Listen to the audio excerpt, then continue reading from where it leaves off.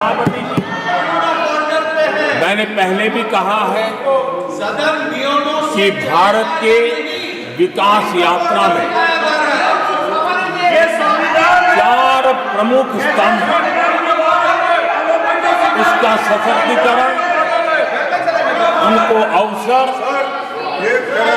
ये बहुत बड़ी ताकत देने वाले हैं। आदरणीय सभापति जी, हमारे देश के किसान, हमारे देश के गरीब, हमारे देश के युवा और हमारे देश की नारी शक्ति, आदरणीय सभापति जी, हमने हमारी विकास यात्रा में हमारा जो फोकस है उसको हमने रेखांकित किया है। आदरणीय सभापति जी, यहाँ भी कई साथियों ने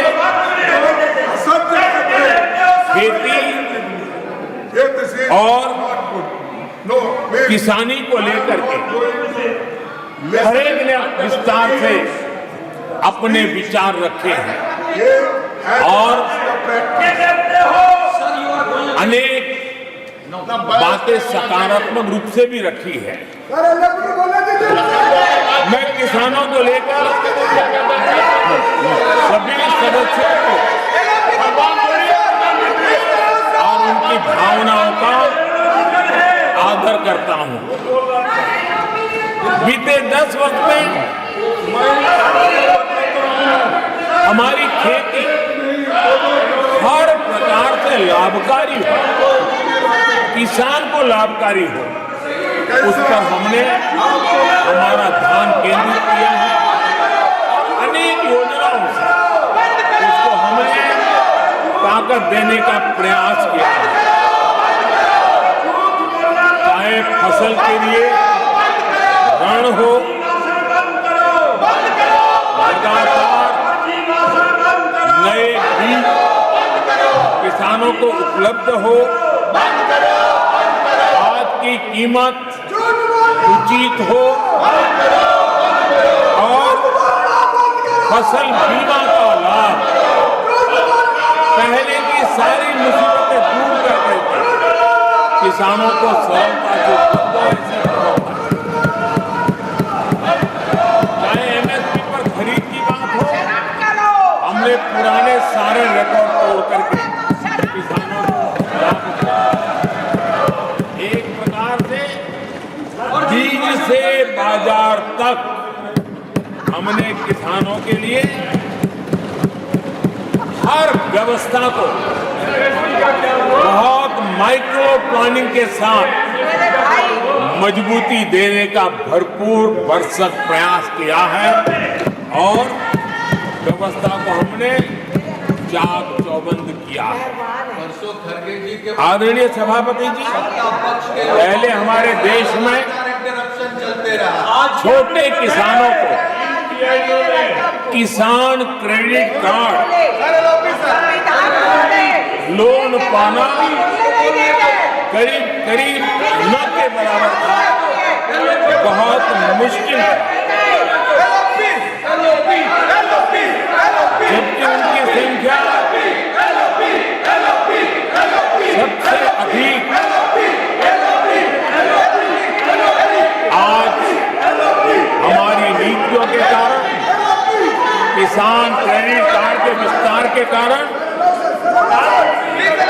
आदरणीय सभापति, हमने किसानी को एक व्यापक स्वरूप में देखा और उस व्यापक स्वरूप में हमने किसान क्रेडिट कार्ड पशुपालकों और मछुआरों को किसान क्रेडिट कार्ड का हमने लाभ मुहैया कराया है। और इसके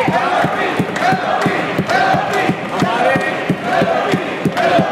किसानों का खेती के काम को, उसके विस्तार को भी मजबूती दी है। उस दिशा में भी हमने काम किया। आदरणीय सभापति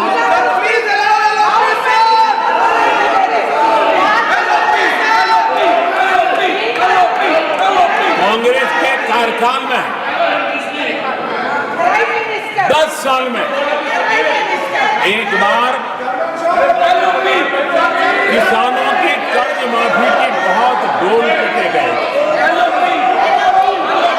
और एक बढ़ चढ़ करके बातें बता करके किसानों को गुमराह करने का भरसक प्रयास किया गया था।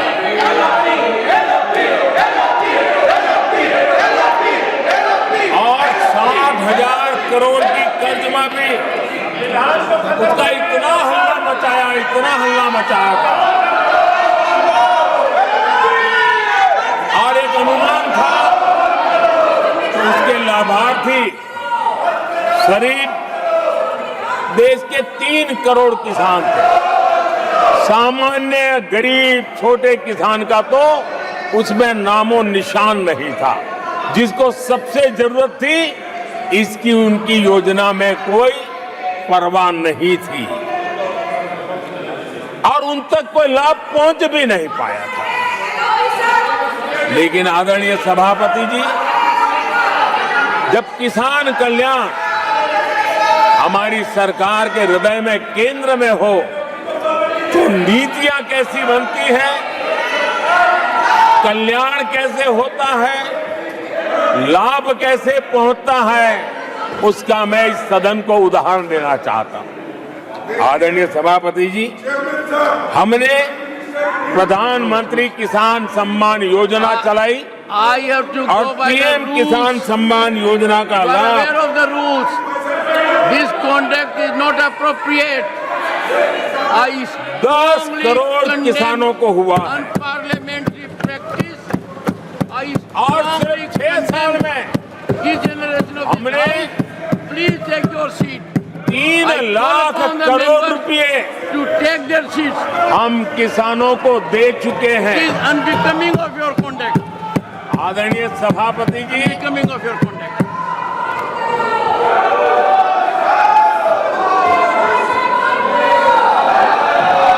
आदरणीय सभापति जी, देश देख रहा है झूठ फैलाने वालों की सत्य सुनने की ताकत भी नहीं होती।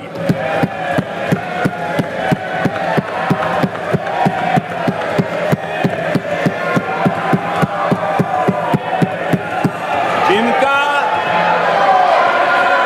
सत्य से मुकाबला करना, इसके लिए जिनके हौसले नहीं है, वो बैठ करके इतनी चर्चा के बाद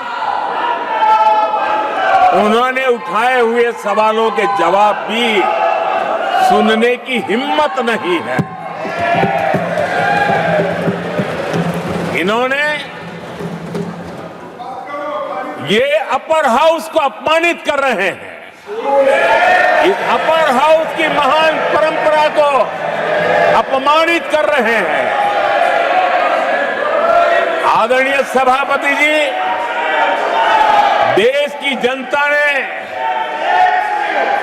हर प्रकार से उनको इतना पराजित कर दिया है कि अब उनके पास गली मोहल्ले में चीखने के सिवाय कुछ बचा नहीं। नारेबाजी, हो हल्ला और मैदान छोड़ के भाग जाना, यही उनके नसीब में लिखा हुआ है।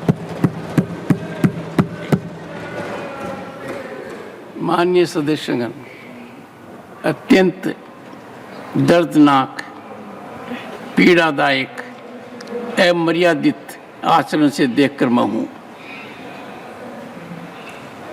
शासन तीसरे निरंतर लगातार काल में है। 6 दशक के बाद मैंने चर्चा की और मैंने अनुरोध किया कि प्रतिपक्ष के नेता को बिना बेरोक टोक बोलने का सुअवसर दिया। आज वो सदन छोड़कर नहीं गए, मर्यादा छोड़कर गए हैं। आज उन्होंने मुझे पीठ नहीं दिखाई है, भारत के संविधान को पीठ दिखाई है। आज उन्होंने मेरा अनादर और आपका अनादर नहीं किया है, उस शपथ का अनादर किया है जो संविधान के तहत ली है। भारत के संविधान की इससे बड़ी अपमानित बात नहीं हो सकती। ऐसा कैसे हो सकता है? House of elders, the upper house, हमें देश का मार्गदर्शन करना है। मैं उनके आचरण की भर्त्सना करता हूं। देश के 140 करोड़ लोग इसे हाथ होंगे। सदन का मतलब है सत्ता पक्ष की बात सुनो जब आपने अपनी पूरी बात कह दी। माननीय सदस्यगण, आप सब जानते हैं कल देर रात तक चर्चा रखी गई, हर सदस्य को मौका दिया गया। It is an occasion where they have challenged Indian Constitution, they have outraged the spirit of Indian Constitution, they have disregarded the oath they have undertaken. मैं इस कुर्सी पर बैठकर इतना दुखी हूं कि भारत के संविधान का इतना बड़ा अपमान, इतना बड़ा मजाक। भारत का संविधान हाथ में रखने की किताब नहीं है, जीने की किताब है। मैं आशा करता हूं कि वो आत्मचिंतन करेंगे, मंथन करेंगे, अपने दिल को टटोलेंगे और कर्तव्य पर आएंगे। माननीय प्रधानमंत्री जी,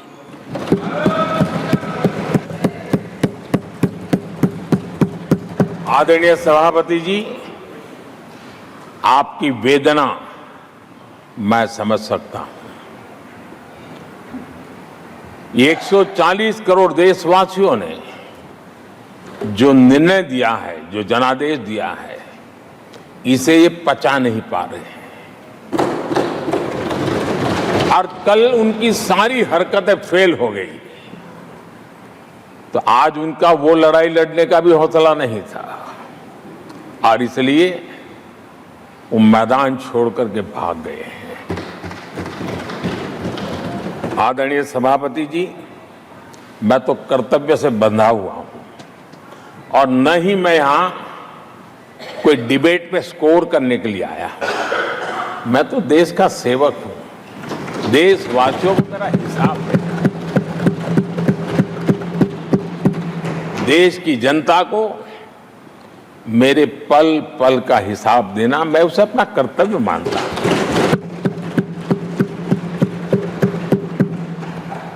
आदरणीय सभापति जी, वैश्विक परिस्थितियां ऐसी पैदा हुई कि फर्टिलाइजर के लिए बहुत बड़ा संकट पैदा हुआ। हमने देश के किसान को मुसीबत में नहीं आने दिया और हमने करीब करीब 12 लाख करोड़ रुपया फर्टिलाइजर में सब्सिडी दी है और जो भारत के आजादी के इतिहास में सर्वाधिक है।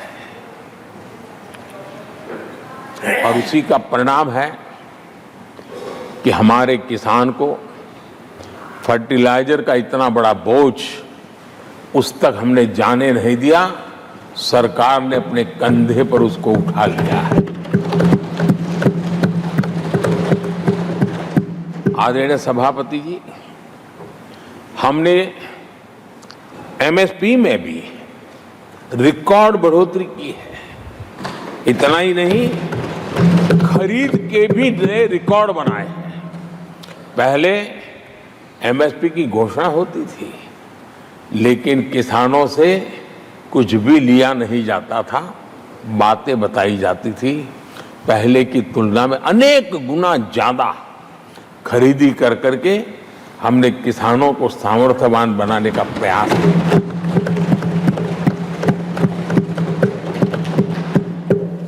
आदरणीय सभापति जी, 10 वर्षों में हमने कांग्रेस सरकार की तुलना में धान और गेहूं किसानों तक 2.5 गुना अधिक पैसा पहुंचाया और हम आने वाले 5 साल सिर्फ इसी का इंक्रीमेंटल वृद्धि करके रुकना नहीं चाहते। हम नए नए क्षेत्रों को, उन कठिनाइयों का अध्ययन करके उसकी मुक्ति के लिए प्रयास कर रहे हैं। और इसलिए आदरणीय सभापति जी, अन्न भंडारण का विश्व का सबसे बड़ा अभियान हमने हाथ लिया है और लाखों की तादाद में विकेंद्रित व्यवस्था के तहत अन्न भंडारणों की रचना करने की दिशा में काम चल पड़ा है।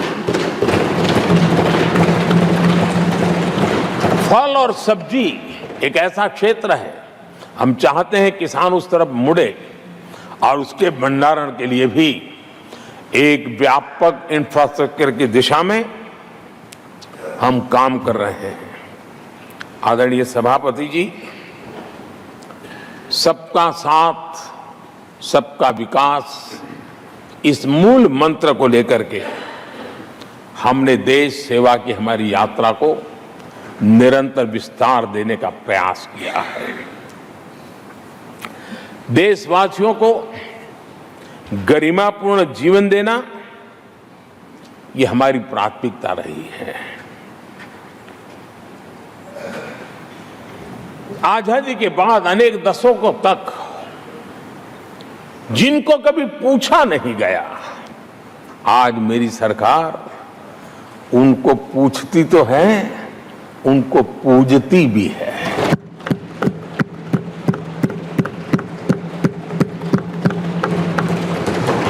हमारे दिव्यांग भाई बहनों के साथ हमने मिशन मोड में उनकी कठिनाइयों को समझ करके माइक्रो लेवल पर उसको एड्रेस करने का प्रयास किया है और व्यवस्थाएं विकसित करने का प्रयास किया है ताकि वे गरिमापूर्ण जीवन जी सकें और कम से कम किसी का सहारा उनको लेना पड़े, इस दिशा में हमने काम किया है। आदरणीय सभापति जी, हमारे समाज में किसी न किसी कारणवश एक उपेक्षित वर्ग, यानी एक प्रकार से समाज में बार बार हरदूत होने वाला वर्ग, वो ट्रांसजेंडर वर्ग है। हमारी सरकार ने ट्रांसजेंडर साथियों के लिए कानून बनाने का काम किया है और जब पश्चिम की दुनिया के लोग ये सुनते हैं तो उनको भी गर्व होता है। जब भारत इतना प्रोग्रेसिव है, भारत की तरफ बड़े गर्व की नजर से देखा जाता है। हमने उनको मुख्य धारा में लाने का प्रयास शुरू किया है। आपने देखा होगा पद्मा अवार्ड में भी ट्रांसजेंडर को अवसर देने में हमारी सरकार आगे आई है। आदरणीय सभापति जी, हमारे गुमंत जनजातीय समुदाय, हमारे गुमंत साथी, हमारे बंजारा परिवार, उनके लिए एक अलग कल्याण बोर्ड बनाया है ताकि उनकी आवश्यकताओं को हम एड्रेस कर सकें और उनको भी एक स्थायी, सुरक्षित और संभावनाओं वाला जीवन प्राप्त हो, उस दिशा में हम काम कर रहे हैं। आदरणीय सभापति जी, हम एक शब्द लगातार सुनते आए हैं, पीबीटीजी, पीबीटीजी, पीबीटीजी। हमारे जनजातीय समूह में ये सबसे पीछे रहा हुआ और आजादी के इतने सालों के बाद भी जिन्होंने उनको निकट से देखा होगा, पता चलता है कि कैसी हालत में जीते हैं। उनकी तरफ किसी ने नहीं देखा। हमने एक विशेष व्यवस्था की है और पीएम जनमन योजना के तहत 24,000 करोड़ रुपए, ये समुदाय बिखरा हुआ है, छोटी संख्या में है, वोट की उनकी ताकत नहीं है और यहां देश की परंपरा है जिसकी वोट की ताकत है उसी की चिंता करना, लेकिन समाज के ऐसे अति पिछड़े लोगों की कोई चिंता नहीं करता था। हमने वो चिंता की है क्योंकि हम वोट की राजनीति नहीं करते हैं, हम विकास की राजनीति करते हैं। आदरणीय सभापति जी, हमारे देश में पारंपरिक पारिवारिक कौशल्य भारत की विकास यात्रा का और व्यवस्था का एक अंग रहा है। जो हमारा विश्वकर्मा समूह है, जिनके पास परंपरागत से हुनर है और जो समाज की आवश्यकताओं को पूरी करता है, लेकिन उनको कभी एड्रेस नहीं किया गया। हमने करीब करीब 13,000 करोड़ रुपए की योजना से विश्वकर्मा समुदाय को आधुनिकता की तरफ ले जाना, उनके अंदर प्रोफेशनलिज्म आई। आदरणीय सभापति जी, गरीबों के नाम पर बैंकों का राष्ट्रीयकरण तो कर दिया गया था, लेकिन मेरे रेहड़ी पटरी वालों को कभी बैंक के दरवाजे तक देखने की हिम्मत नहीं होती थी, हालत थी। पहली बार